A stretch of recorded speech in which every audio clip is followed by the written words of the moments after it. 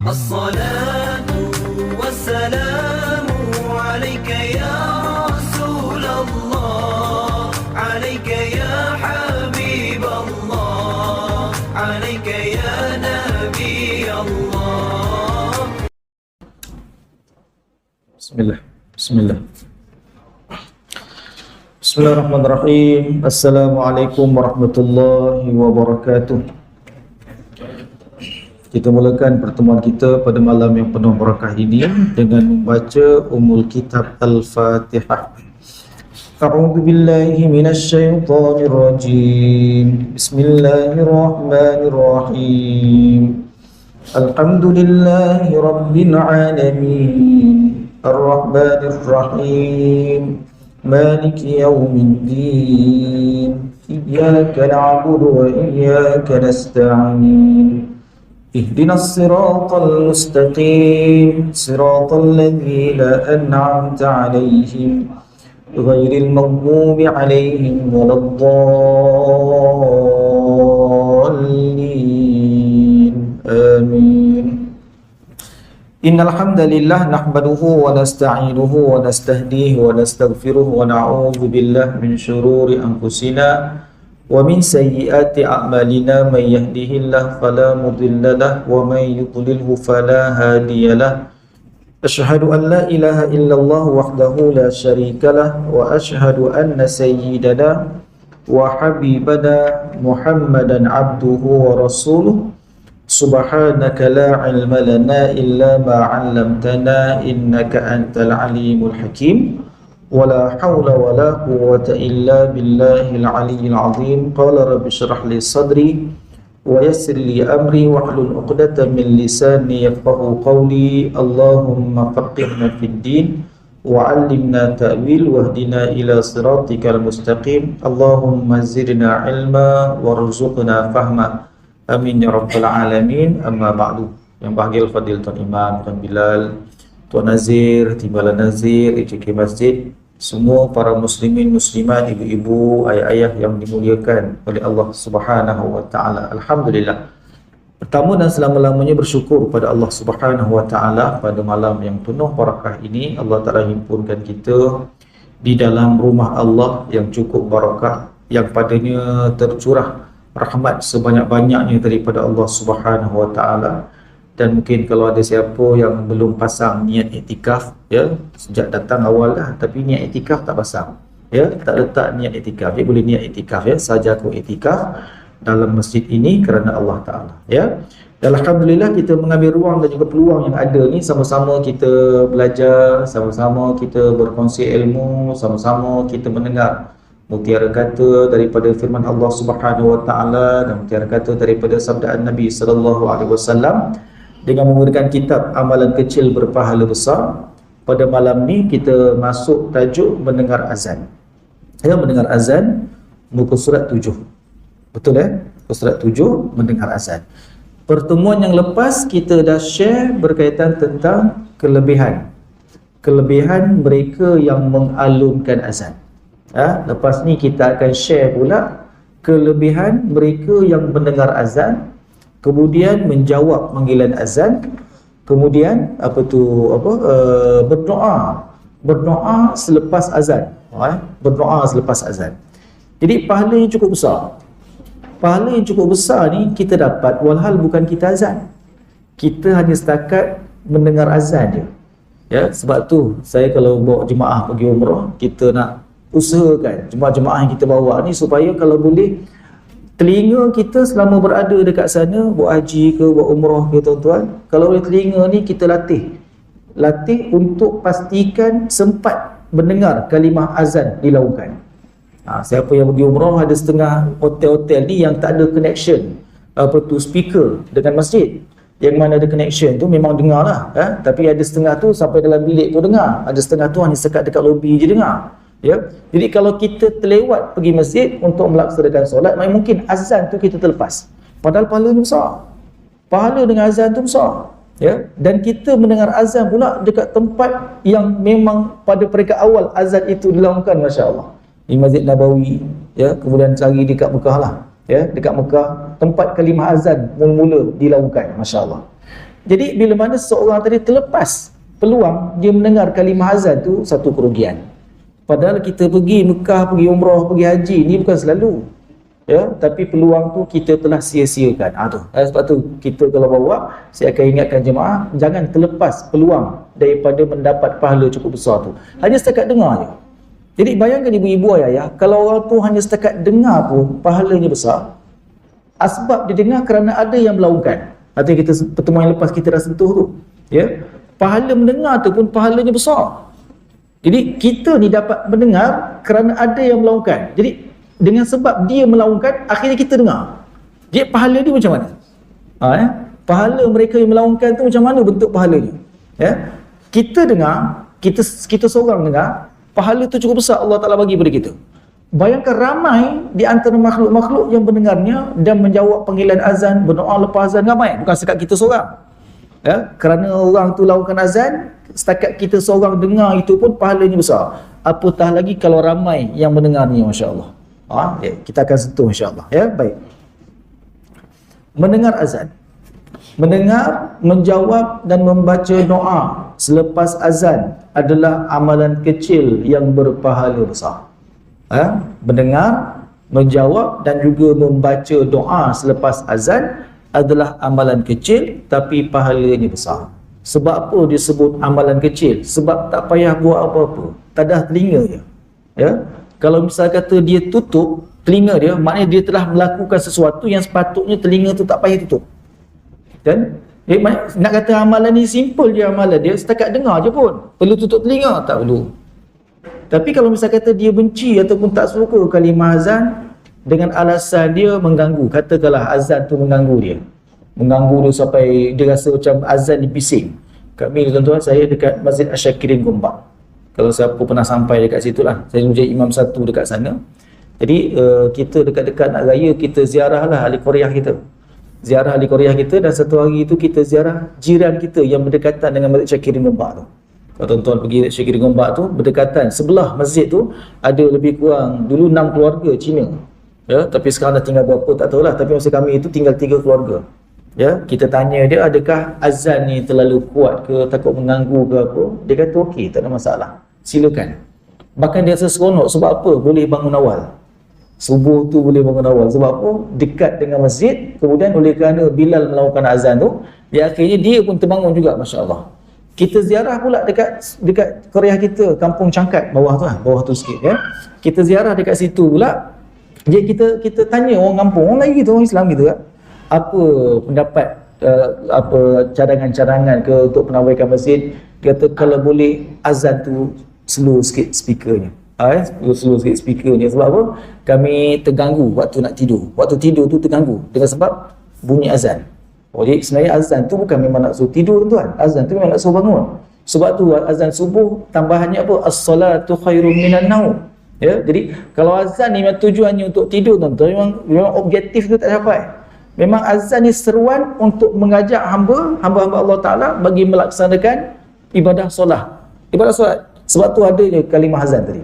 Tapi bila mana ada sendiri orang Melayu sendiri yang tak setuju tentang tu, kita pun rasa pelik, orang Cina setuju pula. Masa itulah kat sana ya. Tapi sekarang tak tahulah macam mana keadaannya ya. Jadi itu. Maknanya kita sebagai pengerusi ataupun nazir ataupun pegawai masjid baik urusan pentarbiahan kepada ahli Korea ni kena berterusan. Ya, kena berterusan. Walaupun yang kita satu masa dulu tak faham, bila mana telah kita fahamkan, bukan bermakna kita dah boleh pelaksanaan. Sebab apa? Generasi yang tak faham ni akan sentiasa dia. Ya, sebab tu dakwah ni tak boleh henti. Dakwah ni tak boleh henti sampai nafas kita berhenti. Macam tu. Dakwah ni nak henti tak boleh sampai nafas kita berhenti. Sebab tu Nabi SAW dan menyebarkan agama Allah Subhanahu Wa Taala, golongan yang tak faham satu masa dulu akhirnya faham. Tapi kemudian lepas tu lahir pula generasi yang tak faham, terpaksa difahamkan lagi. Ya, macam kes-kes kalau hari ini betul lah. Ada setengah asatizah kata apa? Antara soalan-soalan yang akan ditanya setiap tahun. Ya, antaranya nisfu Syaban, amalan nisfu Syaban, ya, baca 3 Yasin ya. Ya orang setiap tahun orang akan tanya. Jawapan tu semua dah ada, tapi asatizah guru-guru ni akan sentiasa diajukan soalan yang sama, tapi orang yang berbeza. Sebab orang yang tanya satu masa, bila kita dah terangkan dia dah faham. lahir pula generasi yang lain yang tak faham, yang baru ada kesedaran, yang baru tahu tentang informasi itu, kau bertanya lagi, kita terpaksa, jadi jangan putus asa untuk terus menerangkan, ya. Baik, jadi mendengar azan, menjawab azan, kemudian membaca doa selepas azan adalah amalan kecil berpahala besar. Peluang melakukan amalan ini lebih luas berbanding dengan peluang melakukan azan. Kalau nak lakukan azan, peluangnya sikit. Sebab apa? Setiap masjid ataupun musalla, seorang dia boleh azan. Dia berebut macam mana sekalipun, tetap tak boleh ramai. Tak boleh ramai. Kita serentak lah kata. Apa kata hari ni kita serentak lakukan azan. Kita pun suara sedap, dia kata. Ada 5 orang, katalah suaranya sedap. Lagu apa nak buat azan kali ni? Lagu jiharkah? Oh, dahsyat tuan-tuan. Ni jenis muazzin yang belajar taranum ni. Ya, lagu jiharkah. Kita serentak semua. Nafas sama panjang, suara sama sedap. Boleh tak? Tak disyariatkan. Yang disyariatkan tetap seorang juga melakukan azan. Ya? Dia nak buat boleh tak boleh? Boleh, tapi tak disyariatkan. Ya, baik. Jadi, tapi peluang mendengar azan luas. Sebab apa? Dia tak perlu melakukan, sebab apa yang melakukan azan tu perlu hanya seorang je. Tapi mendengar azan peluangnya luas. Sebab tu disebut apa dia? Peluang melakukan amalan ini lebih luas berbanding dengan peluang melakukan azan. Ini kerana dalam satu masjid biasanya terdapat seorang sahaja muazzin ataupun bilal. Sedangkan jumlah jemaah, iaitu orang yang mendengar lawangan azan, boleh mencapai sampai ratusan orang. Mungkin ribuan, kalau kat Mekah tu ribuan, jutaan pun, Masya Allah. Ya? Berkaitan dengan pahala mendengar azan, Nabi SAW menerangkan, orang yang mendengar panggilan azan lalu berdoa. Ya, ni doa ni semua kita hafal. Doa ni semua kita hafal. Sebab apa hafal? Sebab hari-hari duk tayang dekat TV. Allah, kalau tak dekat TV pun hari-hari duk dengar dekat radio. Lepas bukan setakat Malaysia tuan-tuan, mana-mana negara umat Islam pun sama juga. Sama juga, ya. Jadi mana-mana bila mana lepas lakukan azan, stesen radio dekat Mesir pun sama juga. Lepas habis azan berkumandang dalam radio, akan ada doa ni. Ya, jadi bila mana diulang selalu, walaupun kita tak niat pun nak menghafal, tapi oleh kerana selalu dengar, terhafal secara automatik tuan-tuan. Itu yang cerita apa? Budak OKU dekat Indonesia tu.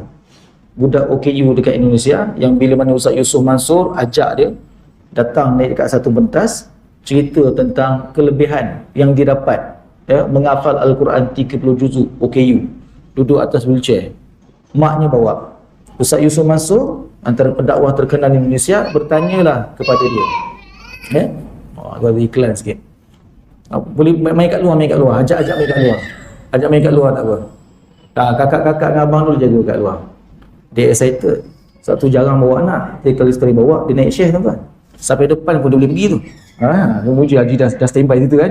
Alhamdulillah. Juga dia datang kat depan tu. Baik. Jadi awak main dengan adik kat luar tu. Okey. Jadi si siapa tu bila mana ditanya Ustaz Yusof Mansur, macam mana anak OKU ni yang tak boleh pegang Quran, tangannya agak cacat sikit, ya. Kemudian tak ada guru tajwid yang ajar dia. Dia macam mana boleh hafal? Boleh hafal. Dia apa kata maknya tak tahu, anaknya menghafal tanpa sengaja, tak sengaja menghafal. Maknya selalu pasang CD Quran dekat rumah. Pasang. Entah satu ketika tu dia dengar mulut anak tu kumat kamit. Sebut, dia dengar, cuba rapatkan telinga lah, anak dia baca Quran. Macam yang dia dengar tu, anak dia boleh ikut, boleh follow. Apa kata Ustaz Yusof Mansur? Bayangkan, itu tara mendengar tanpa tujuan nak menghafal. Tak, maksudnya hafal tak sengaja. Dia dengar bukan niat hafal pun, tapi oleh kerana hari-hari dengar, anaknya okey, tak pergi ke mana. Mak tu duduk je dengan anak kat rumah, halalan duduk saja. Tu pasanglah CD Quran, pusing je CD tu, terhafal budak tu. Kata Ustaz Yusof Mansur, bayangkan itu tara tak sengaja, apatah lagi kalau sengaja. Kalau tak sengaja pun boleh terhafal begitu, apatah lagi kalau memang sengaja nak menghafal. Jadi bertepatan dengan apa yang Allah Ta'ala sebut, walaqad yassarnal Qur'ana lidzikri fahal mim muddakir. Allah Ta'ala ni mudahkan Al-Quran bagi siapa yang mahu. Siapa yang nak, Allah Ta'ala mudahkan. Yang tak nak, memang doa alasan susah sebab memang dia tak nak. Tapi kalau nak, susah macam mana pun pasti akan dipermudahkan oleh Allah Subhanahu Wa Ta'ala. Baik, itu. Jadi doa ni pun sama juga, kita dengar selalu. Tuan-tuan masa zaman dulu ada tadika ke zaman dulu? Zaman ayah-ayah kita dulu ada tadika? Ada je? Zaman tu? Tak ada? Ada dah tadika masa tu? Oh dah ada Oh tadika dah ada Jadi kalau dekat tadika pun mungkin tak ajar lagi doa ni. Darjah 1 ke apa semua dah ajar. Saya kalau bila sekolah ngedah agama, kalau dekat sekolah kebangsaan tak ajar lagi doa ni, ya. Maksudnya Tapi budak-budak yang selalu dengar bacaan-bacaan doa ni akhir terhafal juga insya-Allah. Apa doanya? Allahumma rabb hadhihi da'wati tammah was salatil qa'imah ati Muhammadan al-wasilata wal fadilah wa ba'ath maqaman mahmudan alladhi wa'adta. Itu doa. Semua dah hafal. Apa maksudnya wahai Tuhan? Wahai Allah, Tuhan kepada panggilan sempurna ini. Tuhan kepada panggilan sempurna ini. Apa dia? Panggilan azan. Sempurnanya panggilan azan. Sebab tu ketika mula-mula Nabi SAW bertanya pada para sahabat, macam mana cara kita nak panggil orang bagi melaksanakan solat. Sebab tu dalam hadis menyebut apa dia, ada sahabat antaranya mencadangkan supaya kita bunyikan loceng. Kita bunyikan loceng tak boleh pula, ya, macam orang Majusi. Ya, trompet pula macam Nasrani pula, ya. Jadi loceng macam orang Nasrani, loceng. Kalau trompet macam orang Majusi pula. Jadi tak kena. Jadi akhirnya datanglah seorang sahabat yang mengatakan kita lakukan begini. Dengan kalimah tu datang pula Sayyidina Umar. Dan betul, malam tadi pun aku mimpi yang sama juga, kata Sayyidina Umar. Malam tadi pun Sayyidina Umar mimpi dengan mimpi yang sama. Cara untuk manggil orang melaksanakan solat, itulah kalimahnya. Allahu Akbar, Allahu Akbar, Allahu Akbar, Allahu Akbar, asyhadu an la ilaha illallah sampai hingga selesai, ya. Jadi panggilan tu cukup sempurna. Kalau nak dibandingkan dengan agama-agama yang lain, cara mereka nak panggil penganut-penganut dia bagi melaksanakan sembahyang. Sembahyang cara dia lah, ya. Tapi dengan panggilan azan sempurna pada kalimahnya, pada makna yang ada, pada lafaz yang dilafazkan, kemudian pada kebesaran lafaz-lafaz tersebut, masya-Allah. Dia straight to the point, tapi simple, tuan-tuan. Tiba-tiba ada hayya 'alal falah. Buktinya apa? Mereka yang melaksanakan solat pasti akan berjaya, ya. Apa kata Allah Subhanahu wa taala? La yastawi ashabun nari wa ashabul jannah, ashabul jannati humul faizun. Adakah sama penghuni syurga dan juga penghuni neraka? Ya, katakanlah hai Muhammad, ashabul jannah humul faizun. Penghuni syurga tu terdiri di kalangan mereka-mereka yang berjaya. Apa dia tanda-tanda berjaya tu? Orang berjaya antaranya mereka yang melaksanakan solat pasti akan berjaya. Jadi pada kalimah azan ada hayya 'alal falah. Marilah menuju kejayaan. Marilah menuju kejayaan. Maknanya agama Allah Taala ni tak pernah melarang daripada umatnya berjaya. Tak ada. Ya, tuan-tuan, carilah mana-mana dalil daripada hadis Quran, tuan-tuan, yang mana Nabi sallallahu alaihi wasallam larang para sahabat daripada mengumpul kekayaan. Tak ada. Tak ada. Sahabat-sahabat yang nak berniaga, teruskan berniaga. Nabi tak pernah halang untuk berniaga, teruskan berniaga. Yang kaki bisnes tu, bisnes Sayyidina Osman juga berjaya. Menantu Rasulullah 2 kali jadi menantu Nabi, Sayyidina Osman. Ya, kayanya dia, masya-Allah. Berniaga, tuan-tuan. Ya, berniaga Nabi larang, Nabi tak larang. Kaya subhanallah. Dan ramai sahabat-sahabat yang juga pun kaya-kaya juga. Nabi tak pernah larang, tapi kekayaan mereka dipandu dengan keberkatan atau barakah daripada Allah Subhanahu wa taala, hasil daripada hayya 'alas solah tadi. Hayya 'alas solah, hayya 'alal falah. Yang solat pasti akan berjaya. Simple je, ya. Tapi panggilan itu cukup sempurna. Baik. Jadi kata Nabi SAW, barang siapa yang baca doa ini, ya, dengan maknanya wahai Allah Tuhan kepada panggilan sempurna ini dan solat yang didirikan berikan kepada Nabi Muhammad SAW kemuliaan dan keutamaan serta kurniakan kepada baginda tempat yang terpuji sebagaimana yang engkau janjikan. Bagi golongan-golongan orientalis, mereka yang benci kepada agama Islam, tuan-tuan tengok Fakir Ilmu, ada satu page dekat Facebook. Tuan-tuan search Fakir Ilmu, F-A-K-I-R Ilmu, Fakir Ilmu, ya. Di dalam tu ada macam-macam perdebatan antara golongan cerdik pandai kita, ya, pendakwah-pendakwah daripada umat Islam dan juga pendakwah-pendakwah daripada mana-mana golongan. Diorang ada buat apa? Macam tempat berdebat, tuan-tuan, ya, dekat jalanan. Ya, mana-mana agama silakan. Jadi antara hujah-hujah yang dikeluarkan, dia kata beza agama Kristian dan juga agama Islam. Dia kata agama Kristian, dia kata penganutnya tak payah nak doakan untuk Nabi mereka. Bahkan Nabi mereka lah yang terus berkorban, yang sampai kena bunuh sebab menebus dosa-dosa sekalian umat dia. Nabi Isa dia kata begitulah. Tapi Muhammad punya pengikut, dia kata kena doakan untuk Nabi dia. Kan? Kenapa sampai umat perlu doakan untuk Nabi dia? Kan? Sepatutnya Nabi tak perlu didoakan. Timbul persoalan gitu. Apa jawapan kawan tu, tuan-tuan, ya? Jadi dia kata apa? Contohnya apa? Dia kata macam doa selepas azan. Doa lepas azan, kita doakan untuk Muhammad. Kamu yang doakan untuk Muhammad. Kenapa? Jadi dia kata, Doa itu atas dasar kecintaan kita kerana mempunyai Nabi, dianugerahkan Nabi seperti mana Nabi SAW. Dia kata itu buktinya. Dia apa bukti yang kata kita nak apa bertuah Allah Ta'ala resikan kita Nabi Muhammad SAW. Yang kedua dia kata, sekiranya tak ada umat yang berdoa sekalipun, adakah terjejas kemuliaan Nabi? Tak terjejas pun. Ya, yang terjejas kita yang terjejas kan. Tuan-tuan tak nak selawat, kita tak nak selawat, Nabi terjejas tak? Tak. Sebab apa? Allah Ta'ala sebut innallaha wa malaikatahu yusalluna 'alan nabi. Allah dan para malaikat, kalau umat semua tak nak selawat ke atas Nabi pun tak ada masalah. Terjejas kemuliaan Nabi tak? Ya? Jadi Nabi mulia adakah kerana doa ini? Tak. Kita tak doa pun Nabi tetap diberikan kemuliaan oleh Allah Subhanahu Wa Taala. Tapi kenapa kita doa? Atas dasar kecintaan kita kepada Nabi SAW. Ya, apa kata Rasulullah? Diberikan ganjarannya. Siapa yang mendengar azan, menjawab panggilan azan, kemudian berselawat ke atasku. Ujung tu tuan-tuan, la ilaha illallah, kalimah azan tu, kita lepas tu selawat ke atas Nabi SAW. Allahumma salli ala Muhammad wa ala ali Muhammad. Ya, yang paling simple, atau Allahumma salli ala Muhammad pun tak ada masalah. Kemudian terus kita berdoa dengan doa ni. Siapa yang buat begitu, kata Nabi SAW, maka mereka mendapat syafaatku pada hari kiamat nanti. Dia layak dapat syafaat daripada Nabi SAW. Simple dia. Simple setakat dengar, jawab satu persatu, kemudian berdoa, lepas selawat ke atas Nabi, lepas habis panggilan azan tu selawat, lepas selawat tu baru berdoa. Lepas selawat, lepas dengar azan, kita jawab tadi, ending tu sebelum berdoa, selawat dulu, baru berdoa. Siapa yang melaksanakan tuntutan amalan tersebut, dia layak dapat syafaat daripada Nabi SAW. Apatah lagi ibu-ibu ayah, itu yang kita sebut. Apatah lagi kalau kita mendengar kalimah azan tu dekat Masjid Nabawi, Nabi memang ada dekat situ. Ya, kita pula berselawat ke atas Nabi sebelum berdoa pula masa tu, masya-Allah tabarakallah. Macam mana rasanya tuan? Ya, layak orang tu dapat syafaat daripada Nabi SAW. Mafhum mukhalafahnya, makna di sebaliknya, kalau siapa yang enggan untuk mendengar kalimah azan. Sebab tu kita satu hari berapa kali kalimah azan didengar. Ya, enggan untuk dengar kalimah azan satu perkara, ya.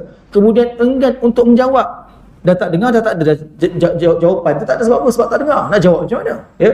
Yang ketiga, dia tak doanya, dah dengar pun tidak, jawab pun tidak, doa pun sudah tentu tidak. Macam mana layak ke tidak dapat syafaat Rasulullah? Tiada dalam kategori mereka yang akan mendapat syafaat daripada Nabi SAW. Itu penting. Kemudian semua orang yang mendengar azan dan membaca doa ini mendapat syafaat daripada Nabi SAW pada hari kiamat nanti. Orang yang mendapat syafaat pasti selamat, kerana pada waktu itu hanya syafaat Nabi SAW yang diterima oleh Allah Subhanahu Wa Taala. Ini syafaat yang paling besar adalah syafaat daripada Nabi SAW. Yang orang lain tuan-tuan, yang orang lain boleh recommend. Contoh macam disebut dalam satu hadis yang menceritakan tentang mereka yang bersahabat kerana Allah. Siapa yang bersahabat kerana Allah, bertemu kerana Allah, berpisah kerana Allah, ya, maka orang macam ni mendapat naungan daripada Allah Ta'ala di hari kiamat nanti. Kemudian ketika dia menantikan sahabat dia kat pintu syurga, ini konsep syurga. Konsep syurga Allah Ta'ala disebut dalam Quran. Allah Ta'ala cerita dalam Quran. Konsep syurga ni macam mana? Konsepnya kita berpesta tuan-tuan, ibu-ibu ayah. Konsep syurga ni dah tak ada masa, dah tak ada peluang untuk berehat, tak ada. Dekat syurga bukan waktu untuk berehat.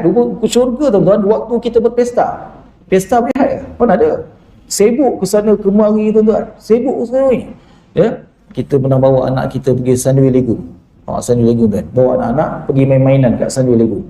Budak-budak tak kira. Tengah panas terik itu kita lagi berpayung. 20 kili. Nak main tu, nak main ni apa semua. Sebab apa? Seronok. Ingat tak nak tidur? Tak. Ingat tak nak makan? Tak ingat juga nak makan. Mak ayah dia pun tak ingat. Mak ayah kan berlari ke sana kemari. Bila masa yang dia penat, baru rasa penat, bila on the way nak balik dan naik kereta, baru dia terasa penat, tidur dah dia sampai ke rumah. Tapi ketika bermain tu, ingat tak ingat apa tuan-tuan? Orang pergi pancing, orang yang minat mancing tuan, ada masa ke dia tertidur?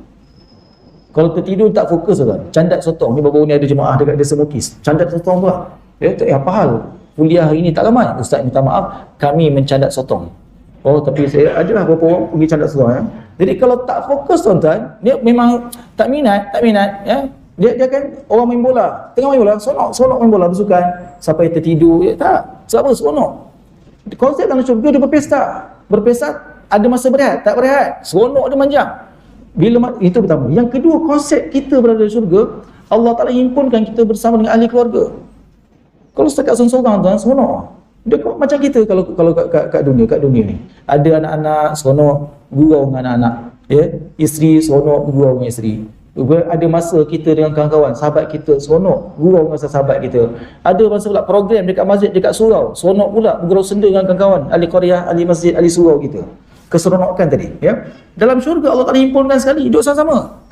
Sebab apa? Konsep keseronokan tu memang berpesta, itu mesti dengan kawan-kawan, dengan member. Tapi siapa dia? Itulah. Berbalik pula pada hadis Nabi SAW menceritakan tentang mereka yang bersahabat kerana Allah, bertemu kerana Allah, berpisah juga kerana Allah Subhanahu Wa Taala. Maka dia tunggulah sahabat dia kat pintu syurga. Tunggu punya tengok sahabat dia tak ada. Orang sahabat dia yang kedua berkumpul, yang ketiga berkumpul, yang keempat berkumpul, ada 2-3 orang tak ada. Tak ada ni 2-3 orang. Bertanya, ya Allah, 2-3 orang sahabat kami tak ada. Apa kata Allah Ta'ala? Cari di antara pintu-pintu syurga yang lain. Diserunya pergi kat pintu-pintu syurga. Pintu syurga yang paling simple lah, ya. Apa dia? Seluas langit dan juga bumi. Itu paling pintu syurga yang paling biasa tu kan. Itu pun dah luar biasa dah tu sebenarnya. Ya.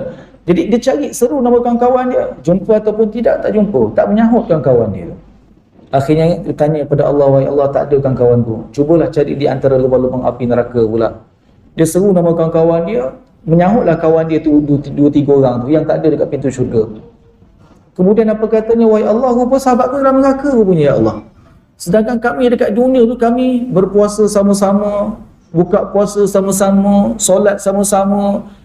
Dia sahabat yang baik, dia cerita semua kebaikan-kebaikan yang pernah dia buat bersama dengan sahabat dia tu. Kebaikan-kebaikan berbentuk ketaatan kepada Allah Subhanahu Wa Taala. Masya Allah.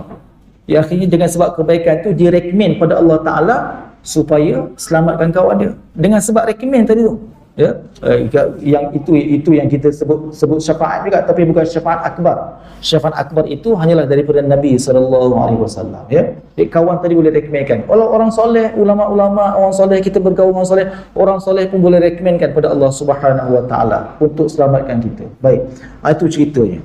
Jadi mereka tu layak mendapat syafaat daripada Nabi SAW.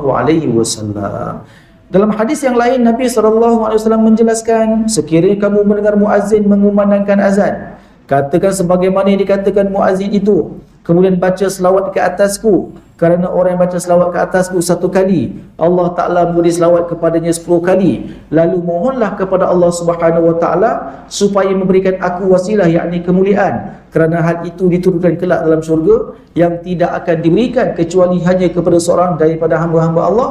Dan aku harap seorang hamba Allah Ta'ala itu adalah aku. Oleh itu, orang yang mohon kemuliaan untuk aku, dia mendapat syafaat.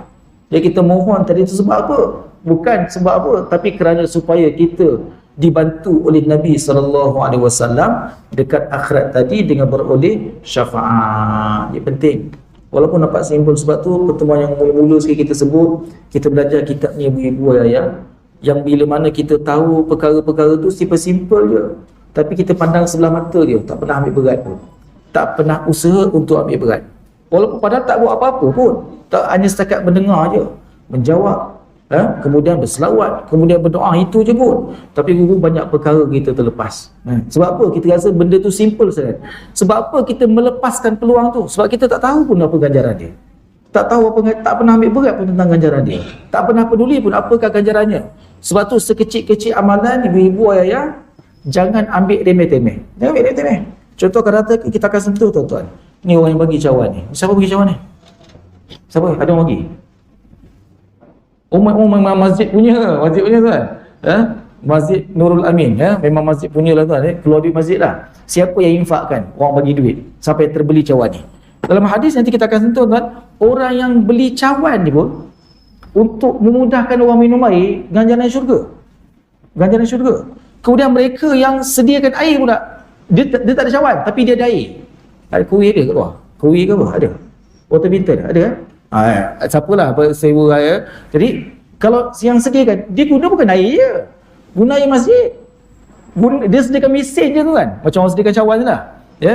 Guna air masjid. Sebab tu ada setengah tempat, siapa yang nak tolong bayarkan bil air, berebut orang bayarkan. Siapa nak bayarkan bil api, berebut orang bayarkan. Kita sekolah tahfiz kita, ibu-ibu ayah sewa tanah bulanan luas 100 kali 100. Luas tanah kita tu tak besar pun, 100 1 kaki kali 1 kaki. Jadi tanah tu sewanya RM500 sebulan. Orang tahu RM500 ya. Jadi ada seorang makcik tu dia tolong bayarkan. Untuk sewa tanah tu tolong bayarkan. Jadi saya tanya, kenapa makcik nak bayar sewa tanah? Biasa orang bubuk bayar bil api ke, bil air, dia sewa tanah sebab apa? Sebab kalau bayar sewa tanah Ustaz dah merangkumi semua dah, dia kata. Oh, cerdik ke? Cerdik. Sewa tanah tu, dia tolong bayar sewa tanah RM500 sebulan, dah merangkumi semua. Apa dia? Aktiviti air pun kat situ juga, elektrik pun kat situ juga, bangunan pun, wakaf bangunan, orang infakkan untuk kita bina bangunan pun dekat situ juga. Budak-budak solat pun kat situ, masjid pun kat situ, surau pun kat situ, surau bukan masjid, surau pun kat situ, anak-anak makan pun kat situ, semua tuan. Jadi dengan harapan dia, dengan sebab dibayarkan sewa tanah 500 sebulan tu, semua pahala-pahala tu dia dapat. Oh, tu cerdik. Mereka ni orang yang ni kita panggil apa dia? Bijaksana dalam beramal. Bijaksana. Sebab tu nak beramal ni pun ada caranya juga supaya kita dapat ambil semua peluang-peluang tu, masya-Allah ya. Baik. Jadi macam orang bagi. Kemudian orang tu pula dia bukan bagi cawan. Cawan orang lain, air pula orang lain. Tapi oleh kerana peluang mendapatkan pahala, sediakan bekas minuman ataupun sediakan air untuk mudahkan orang minum, dia tak dapat. Tapi rupa-rupanya ni ambil peluang, tuangkan air. Tapi macam hari ni tak ada siapa peluang lah, saya seorang. Saya buat sendiri lah ni Ada contoh-contoh Dia tak, air orang lain. Ni air apa? Mana ni? Drop fresh. Drop fresh tu lah. Jangan apa yang satu lagi yang rasa macam air kelapa sikit tu, air tu. Sea Lion, Lion Sea apa tu? Kata dia botol air orang lain, ni orang lain, air pun orang lain cuma dia tolong tuangkan. Itu pun ganjaran syurga juga. Akan datang kita akan sentuh, insya-Allah. Baik. Tu. Jadi amalan kecil jangan pandang remeh-temeh. Bayangkan ibu-ibu, ayah, apatah lagi kalau kita buat kebaikan sama pasangan kita. Itu contoh. Buat kebaikan sama pasangan kita, isteri khidmat untuk suami, untuk keluarga kan. Ibu-ibu sediakan air untuk suami, kan cawan, ibu-ibu tu mana suami keluarkan duit? Tak ada kan? Ibu-ibu beli kan? Suami mana gerti cik cawan sendiri. Orang rumah juga yang tahu cari cawan macam mana Kita belikan cawan, kemudian kita pula basuhkan cawan bekas suami itu, kita pula tuangkan air untuk suami. Suami minta air masak je, kita buat fresh orange. Tak, abang nak air masak je, buat fresh orange juga. Akhirnya kencing manis suami tu. Manis pula dia buat, suami tak pernah bising, minum je, masya-Allah. Dia cuba nak servis 5 bintang tu, masya-Allah. Baik, berapa banyak pahala? Kan? Kalau setakat kita berkhidmat untuk orang lain yang kita tak kenal pun ganjaran syurga. Apatah lagi berkhidmat dia tadi untuk siapa? Orang yang dia kenal. Suami dia sendiri, pasangan dia sendiri. Sebab tu jangan bagi peluang isteri dia dapat pahala, tuan-tuan. Kita pun sekali kena macam tu juga. Suami minta air kopi, kita bagi air masak. Bagi masak. Apa yang minta kopi bang? Asal air pun dapat pahala syurga tau. Asal air pun dapat pahala syurga. Tak kira air apa pun, yang penting air. Suami tapi bukan tempat dia, tempat lain. Sini bagus tuan-tuan, insya-Allah Baik, kemudian ini adalah kelebihan besar daripada mendengar laungan azan dan membaca doa memohon kemuliaan untuk Nabi SAW. Nabi SAW menjelaskan berkenaan perbuatan menjawab azan. Apabila muazzin melaungkan Allahu Akbar, lalu kamu mengucapkan Allahu Akbar, dalilnya agak panjang sikit Jadi semua kalimah tu sama kecuali pada kalimah hayya 'alas salah, hayya 'alal falah. Jadi kita jawab la haula wala quwwata illa billah Baik. Sekiranya kamu melakukan perkara itu, kata Rasulullah, ia mempunyai pahala yang besar Beruntung orang yang mendapatkan pahala. Semoga kita semua termasuk dalam golongan orang yang rajin mendengar azan, menjawab panggilan azan dan berdoa selepas azan. Berdoa selepas azan dengan setulus hati. Kenapa sebut dengan setulus hati? Sebab kita tahu ganjaran yang bakal akan kita perolehi dekat akhirat nanti, insya-Allah Walaupun amalan ini kecil dan juga ringan, namun padanya terdapat pahala yang besar. Beruntung orang yang mendapatkan pahala amalan ini. Macam kita sebut tadi, kalau dia mendengar azan pun pahalanya cukup besar, apatah lagi muazzin yang melaungkan azan. Sebab tu muazzin melakukan azan dalam kitab Riyadhus Shalihin ada disebut antara ganjarannya, kelebihan, tanda-tandanya, muazzin ni tanda dekat pada mahsyar nanti lehernya panjang. Panjang sampai orang lain, makhluk Allah Ta'ala terdiri di kalangan manusia dan juga jin cemburu. Iaitu tanda-tanda yang Allah Ta'ala bagi. Macam orang mati syahid. Orang mati syahid, apa tanda-tandanya? Macam mana keadaan ketika dia syahid, maka dibangkitkan oleh Allah Ta'ala, begitulah keadaannya. Ada mujahid dekat Gaza, tuan-tuan, yang syahid dia dengan kena bedil dengan apa? Kereta kebal. Kereta kebal. Memang dia berdoa begitu. Dalam doa dia macam Syekh Ahmad Yasin, berdoa supaya dia tu dibunuh dengan helikopter Apache, dapat ganjaran tu. Macam mana keadaan jenazah dia yang mulia tu, begitu keadaan dia syahid, dibangkitkan oleh Allah Ta'ala dekat akhirat pun macam tu juga, untuk membuktikan. Jadi rasa macam seram kot. Tak, yang seram tu dekat dunia, tuan-tuan. Yang dekat akhirat ni lebih seram daripada tu pun ada. Yang kena azab lebih seram daripada tu. Keberadaan dekat padang mahsyar yang lemas dengan bermandian peluh, nanah, lebih seram daripada tu. Dia mati syahid dengan terburai sana, hancur. Jadi kawan yang berdoa, kata tu antara pejuang Gaza tu, kena tembak berdiri dengan ni kereta kebal, muncul kereta kebal, terus ditembak ke situ, hancur habis. Jadi dibangkitkan oleh Allah Ta'ala dekat akhirat nanti, begitulah keadaannya, tapi dengan penuh kebanggaan. Itu anugerah yang Allah Ta'ala berikan. Pada waktu tu dia dibangkitkan, keadaannya begitu untuk dibanggakan. Orang macam orang yang ambil wuduk, ibu-ibu ayah ambil wuduk dengan sempurna. Apa tanda yang akan keluar dekat padang mahsyar nanti? Bercahaya. Siapa yang basuh 7 helai je rambut dia, 7 helai itulah yang percaya. Yang lain semua tak percaya. Apa hal 7 helai? Sebab dalam mazhab Syafi'i, ya, sekurang-kurangnya 7 helai. Dia berkira je pasal kira betul-betul 7 helai. Tuan-tuan, ya Allah, jangan, ya. Dalam mazhab lain basuhlah satu kepala. Syafi'i memudahkan 7 helai saja, ya. Jadi siapa yang basuh satu kepala, menyapu satu kepala ketika ambil wuduk, semua anggota wuduk bercahaya. Itulah tanda pengenalan Nabi sallallahu alaihi wasallam terhadap umat baginda. Daripada anggota wuduk bercahaya, ini umat Rasulullah ni. Nabi kenal kita. Kemudian siapa yang melakukan azan, lehernya panjang. Panjang lehernya. Seram lah pula. Jangan tak azam pula lepas ni. Tak nak lah Ustaz. Saya tak nak leher panjang kat akhirat. Tak. Tuan-tuan, siapa kata zirafah tu satu makhluk yang tak cantik? Kita kata simple gitulah zirafah, tuan. Zirafah pernah lakukan azan? Tak. Tapi istimewanya zirafah tu, Masya Allah. Jadi kalaulah muazzin tu, takkan Allah Ta'ala buat luar biasa, tuan. Indahnya luar biasa. Bahkan panjang pada waktu tu, kenapa? Ianya dibanggakan, menandakan dialah melakukan kalimah Allah, mengajak orang mentauhidkan Allah Subhanahu Wa Ta'ala dalam peribadatan berbentuk solat, ya. Tu tak cerita lagi berkaitan tentang apa? Uraya azan ketika banjir. Kan biasa tuan-tuan kita tengok video, baru ni ada siapa yang anaknya lemas. Tuan-tuan, azan 3 minit ke beberapa minit lepas tu timbul mayat dia. Ya, cari mayat anak, bomba menyelam, cari mayat ayah tu azan sambil teresak-esak menangis lah. Sebab azan, sebab apa? Azan bukan nak ajak orang solat, azan nak minta Allah Ta'ala bantu jumpakan anaknya. Timbul jenazah tu, tuan-tuan, Masya Allah. Itu kelebihan azan. Yang azan pula pada waktu apa, rumah terbakar. Itu pernah berlaku pada kami ni. Kami masa belajar tahfiz dekat Sentul. Kat Sentul, ada rumah jiran kami itu meletup, terbakar. Habis blackout lepas tu, kita pakat pergilah nak tolong. Jadi tolong siramkan rumah-rumah kawasan kampung dekat-dekat, tuan. Jadi bila terbakar rumah tu, bahar tu kena rumah sebelah, kayu papan tu dah berasap. Duk siram. Kata ustaz kami, Ustaz Nurdin namanya, Ustaz Nurdin Ayub, asal dari Johor. Dia kata azan. Kata azan dekat sini. Kawan tu azan dekat situ, api tu kita nampak marak menyala tu pergi ke arah lain. Ya. Jadi dia azan pula tempat lain, penjuru lain pula. Api tu pergi ke arah lain. Sampai hingga ada orang kampung yang naik motor, dia pelikirkan kami masa tu. Apalah azan, sepatutnya telefon bomba. Dia tak tahu kita dah telefon, bomba tengah cari jalan tu. Sementara nak on the way sampai tu laksanakan sesuatu. Jangan rasa azan ni remeh-temeh tu, jangan. Ya.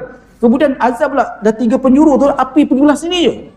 Azan 4 penjuru, api tu terus kecil. Bomba datang tu, dia kata apa? Ini siram biasa-biasa pun dah boleh padam.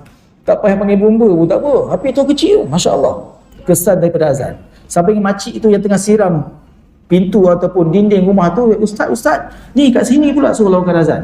4 penjuru. Lepas habis sambung balik azan, sampailah api itu kecil, tuan. Masya Allah. Kan?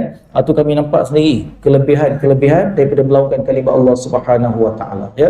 Jadi jangan ambil remeh-temeh terhadap lawangan azan. Bayangkan kalau setakat orang tengah ribut peti lawan azan, selamat. Anak lemas lawan azan, selamat. Timbul balik anak tu, kan? Rumah terbakar lawan azan, boleh selamat. Bayangkan ibu-ibu ayah muazzin lakukan azan tu, takkan tak selamat dekat akhirat.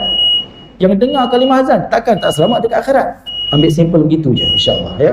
Akan datang insya-Allah kita akan sentuh, mohon ibu-ibu ayah buat lipatan lagi.